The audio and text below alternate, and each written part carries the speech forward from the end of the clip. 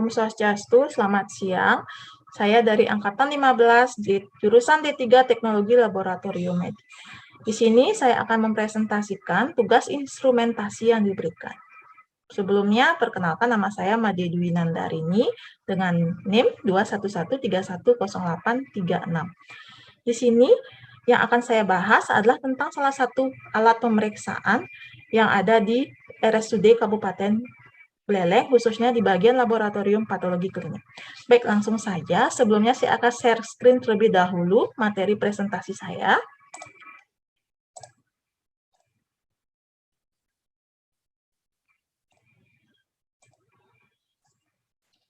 Salah satu alat yang ada untuk pemeriksaan di laboratorium RSUD Kabupaten Buleleng ini adalah menggunakan trombostat 2 coagulation analyzer.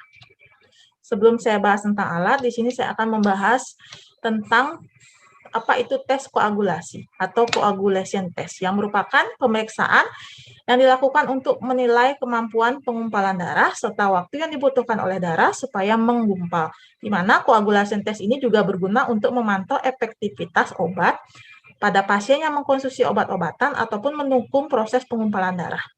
Tes ini pun pada umumnya dilakukan pada pasien sebelum melakukan operasi. Sudah terdapat beberapa jenis alat tes untuk koagulasi.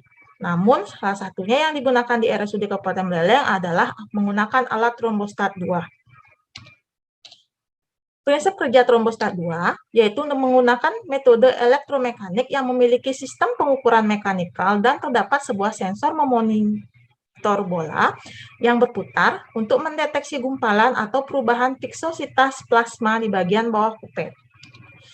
Dan fungsi alat ini adalah untuk melakukan pemeriksaan analisa koagulasi PT, prothrombin time, ataupun APTT, aktivasi partial thromboplastin time, in vitro mekanik semi-otomatis. Untuk pemeriksaan PT-APTT ini harus menggunakan sampel yang digunakan sebagai syarat adalah menggunakan tabung yang bertutup biru, di mana tabung tutup biru itu adalah mengandung antikoagulan, yaitu antikoagulan sitrat. Adanya sitrat akan menyingkirkan kalsium sehingga tidak akan terjadi proses pembekuan. Konsentrasinya juga yang direkomendasikan biasanya 3,2% dengan rasio 9 volume darah dengan 1 volume antikoagulan. Penting untuk mengisi tabung sedikitnya 90% dari kapasitas tabung untuk mencapai batas yang terdapat pada tabung untuk tercapainya rasio antara volume darah dan antikoagulan tersebut. Selain itu, tabung juga harus dicampur merata dengan dibolak-balik perlahan sebanyak 5-6 kali supaya darah dengan antikoagulan menjadi homogen dan jangan dikocok. Kelebihan dan kekurangan yang terdapat pada alat trombostat 2. Yang pertama tentang kelebihannya. Tidak akan ada pengaruh dari sampel ikterus ataupun lipemik. Yang kedua, ukuran alat kecil dan mudah untuk digunakan.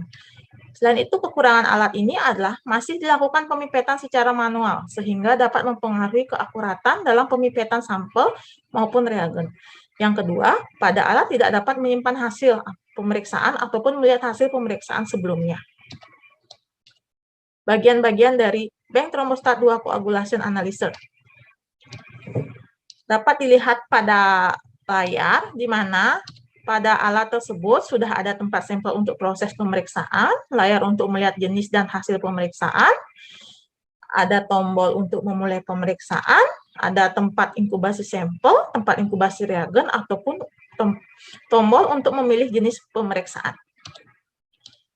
Cara penggunaan trombostat ini merupakan mudah dan simpel. Yang pertama, letakkan alat pada tempat yang datar. Selanjutnya, tancapkan kabel power ke sumber listrik. Tekan tombol on-off yang ada pada alat. Atur tanggal dan hari yang digunakan. Biarkan alat pada suhu ruang dan tunggu status alat ready. Jika sudah ready, alat bisa digunakan untuk kontrol maupun untuk pemeriksaan pasien.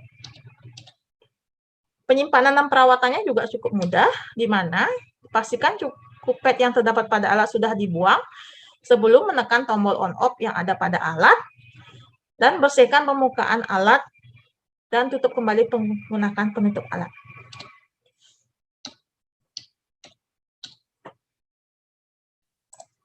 Baik, itu saja yang bisa saya presentasikan. Terima kasih. Om Santi Santi Santi Om.